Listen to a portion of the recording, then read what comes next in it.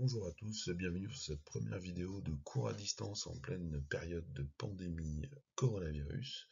Donc on va continuer là où on s'est arrêté la semaine dernière. Donc on est aujourd'hui mercredi, le 18 mars. Et donc là il s'agit de la correction de deux exercices qui étaient à faire pour la semaine dernière mais qu'on n'avait pas corrigé en cours. Donc il s'agit de deux exercices du chapitre donc sur la cohésion de la matière à l'échelle moléculaire. Allez, c'est parti, on y va. Le premier exercice qu'on va corriger ensemble, c'est l'exercice 26, page 75 du livre édition Bordès. Donc il s'agit d'étudier trois molécules et de déterminer si les liaisons dans la molécule sont polaires ou pas, et au final si la molécule est polaire ou pas.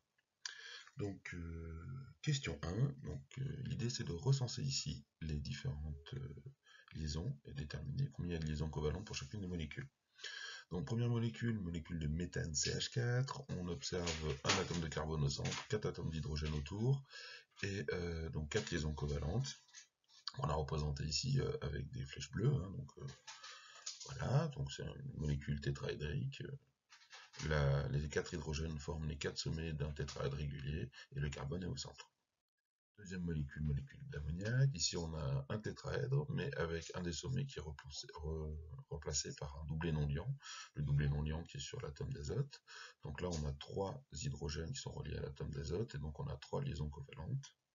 Et enfin, la molécule d'eau, cette fois-ci, l'atome d'eau a 2 doublés non liants, qui sont donc autour de lui. La molécule est coudée, et on a 2 liaisons covalentes. Alors, on va maintenant regarder un petit peu si les liaisons dans ces molécules sont polaires ou pas. Donc on a 4 liaisons covalentes, on l'a dit, entre un carbone et un hydrogène. Sur le carbone, on va regarder l'électronégativité de l'élément, ça vaut 2,55. Sur l'hydrogène, 2,2. Donc la différence d'électronégativité entre un carbone et un hydrogène est inférieure à 0,4. Donc les 4 liaisons, c'est la même chose pour les 4, parce qu'elles sont identiques. Les 4 liaisons sont apolaires, il n'y a pas de répartition des charges à droite ou à gauche. Alors ensuite, on regarde la molécule d'ammoniac. Là, on a 3 liaisons covalentes qui sont à chaque fois identiques. Donc on est entre un azote et un hydrogène. L'électronégativité de l'azote, donc 3,04, de l'hydrogène 2,2. La différence d'électronégativité entre l'azote et l'hydrogène est de 0,84. Elle est supérieure au seuil de 0,4. Donc là, on a bien une liaison polaire. Et donc, on a 3 liaisons identiques, donc 3 liaisons polaires entre l'azote et l'hydrogène. Celles qui sont représentées avec les flèches bleues. Enfin, on a la dernière molécule, la molécule d'eau, 2 liaisons covalentes identiques entre oxygène et hydrogène. Donc l'électronégativité de l'oxygène 3,44, l'électronégativité de l'hydrogène 2,2. La différence d'électronégativité 1,24 est supérieure au seuil de 0,4, la liaison est polaire aussi. Toujours pour les mêmes raisons. Ensuite, on va regarder un petit peu les charges partielles. Alors là, c'est assez simple pour le premier cas. On a une molécule de méthane, 4 liaisons covalentes, et chacune de ces liaisons covalentes est apolaire, donc il n'y a pas de charges qui se répartissent différemment entre le carbone et l'hydrogène. La molécule est symétrique, les liaisons sont symétriques, pas de problème. Deuxième molécule, molécule d'ammoniac. Alors, on a 3 liaisons covalentes polaires. La différence d'électronégativité explique cela. L'hydrogène est l'élément le moins électronégatif, donc c'est lui qui va apporter la charge delta+, et donc s'il y a une charge delta+ d'un côté de la liaison qui est créée, il y a une charge delta- qui est créée de l'autre côté, du côté de l'azote. Et dans le cas qui nous intéresse, on a 3 hydrogènes en bas qui vont porter chacun une charge delta+, et l'azote qui va porter 3 fois une charge delta-, une pour chacune des liaisons qu'il fait avec l'hydrogène. Dernier exemple, la molécule d'eau. Pareil, l'hydrogène est moins électronégatif que l'oxygène, donc c'est l'oxygène qui s'accapare les électrons dans les deux cas, dans les deux liaisons. On a un delta+ sur l'hydrogène, un delta- sur l'oxygène, et comme il y a 2 liaisons hydrogène-oxygène sur la molécule d'eau, l'oxygène porte 2 charges négatives. Donc il y a 2 delta- en haut et un delta+ par hydrogène. Si on regarde maintenant les barycentres de ces charges delta+ et delta-, pour voir si la molécule est polaire, dans le cas de l'ammoniac, les 3 charges delta+ sont sur un plan, le plan qui comprend les 3 atomes d'hydrogène, et au-dessus de ce plan, on a l'atome d'azote, qui lui comprend que des charges négatives, les 3 delta-. Bilan des courses, le barycentre des charges delta+ se situe sous l'atome d'azote dans le plan des hydrogènes, et le barycentre des charges delta-, ils sont tous sur l'azote, donc il est au centre de l'atome d'azote. Et donc on a bien une différence de position entre le barycentre des charges delta- et le barycentre des charges delta+. On a donc une molécule polaire. Pour la molécule d'eau, même raisonnement. Le barycentre des charges delta-, c'est l'atome d'oxygène. Le barycentre des charges delta+, c'est le milieu du segment porté par les deux hydrogènes. Donc les charges de plus et les charges de moins ne sont pas au même endroit, la molécule d'eau est polaire.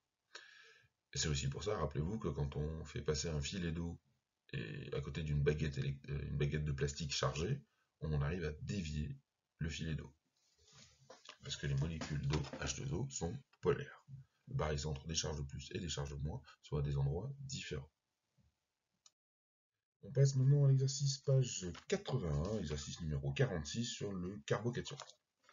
Alors, première question, donnez la formule chimique du carbocation impliqué dans la synthèse du 1,1-diméthyléthanol.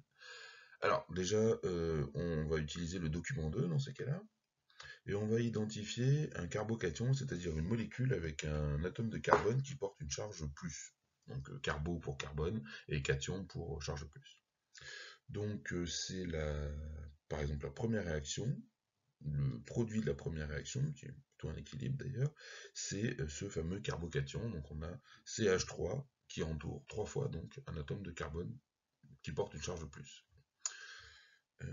Donc la formule chimique de cette espèce, ça va être C, entre parenthèses, CH3 3 fois, puisqu'il y a 3 groupements CH3 portés par le carbone central. On peut aussi noter une formule brute C4H9. Alors, deuxième question, comment voit-on que le carbocation est une espèce instable? Bon, ça c'est pas très très compliqué. Il y a deux informations qui peuvent nous permettre de répondre à cette question. La première information, c'est qu'on nous dit que la deuxième étape est très rapide, c'est-à-dire que la réaction chimique entre le carbocation et ici l'ion hydroxyde est très rapide. Une réaction qui est très rapide, ça veut dire qu'elle va tout le temps se passer, ça veut dire que dès que c'est possible, la réaction va avoir lieu, très vite. Donc, en fait, ce composé carbocation, dès qu'il apparaît, il réagit pour former autre chose. Donc, il ne reste pas très longtemps en vie, tout seul. C'est donc la définition d'une espèce pas très stable. Ensuite, on peut regarder ça au niveau électronique. Alors, rappelez-vous, un atome est content, stable, quand il a 8 électrons. Alors, pour ça, il y a deux façons de faire, rappelez-vous. Je peux avoir 8 électrons autour de moi en volant ou en donnant des électrons à droite à gauche, et dans ces cas-là, je forme un ion, ou en faisant des liaisons et en mettant les électrons en colocation avec des copains, des liaisons covalentes. Ici, le carbone central, celui qui va nous intéresser, il forme 3 liaisons avec d'autres carbones. Donc chacune des liaisons lui permet d'avoir l'impression d'avoir 2 électrons autour de lui. Donc le carbone central, il a l'impression d'avoir 6 électrons. Or, pour être stable, il faudrait qu'il ressemble à un gaz rare, et donc il faudrait qu'il ait 8 électrons autour de lui. C'est pas le cas. Il a une lacune. Une lacune, c'est quand on a un endroit où on pourrait avoir 2 électrons et où on n'a rien. Et donc cette lacune va le rendre très très réactif. Et cette molécule, en fait, va chercher le plus vite possible à ressembler à un gaz rare. Alors, question numéro 2A. Établir le schéma de Lewis du carbocation intervenant dans la synthèse. Alors, on a représenté donc le schéma de Lewis en bas à gauche, là. Donc on voit qu'on a 4 carbones et 9 hydrogènes, que le carbone central porte une charge plus. Alors on peut représenter aussi un petit rectangle à côté du carbone pour figurer le fait qu'il y ait, une lacune. Donc on va faire ça comme ça, hop, un petit rectangle vide à côté. Ça, c'est l'inverse d'un trait. Quand on met un trait à côté d'un atome, ça veut dire qu'il y a une liaison, qu'il y a un doublet non liant, qu'il y a 2 électrons à côté de l'atome. Quand on met un petit rectangle vide comme ça veut dire qu'il y a une lacune, une absence d'électrons autour de l'atome. Mais effectivement, il y a une lacune ici. Et donc, on a une très forte réactivité. Alors, cet atome qui porte la charge plus, là, dans le carbocation, il a une autre particularité, et ça on va regarder au niveau de la géométrie. On vous dit que le carbocation a une géométrie planaire, alors qu'au départ, un carbone dans une molécule, il a une géométrie tétraédrique. Alors, la différence, et ce qui s'est passé, c'est que si on analyse, comme on a fait dans le TP précédemment, les liaisons c'est-à-dire les doublés non liants et les doublés liants, on voit qu'autour de l'atome central, le carbone plus, il y a 3 liaisons qui partent, et pas de doublés non liants. Donc ça, c'est une molécule qui a une géométrie AX3. Et la molécule qui a une géométrie AX3, c'est une molécule planaire, quelle que soit la raison pour laquelle c'est une AX3.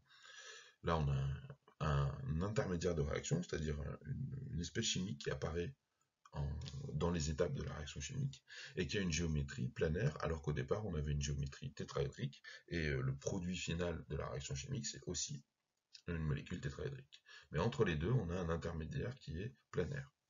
Donc c'est un peu une spécificité de cette molécule qui va s'aplatir pendant la réaction chimique pour revenir à la forme de tétraèdre à la fin. Voilà, on verra les conséquences de ce genre de choses un peu plus tard en physique-chimie.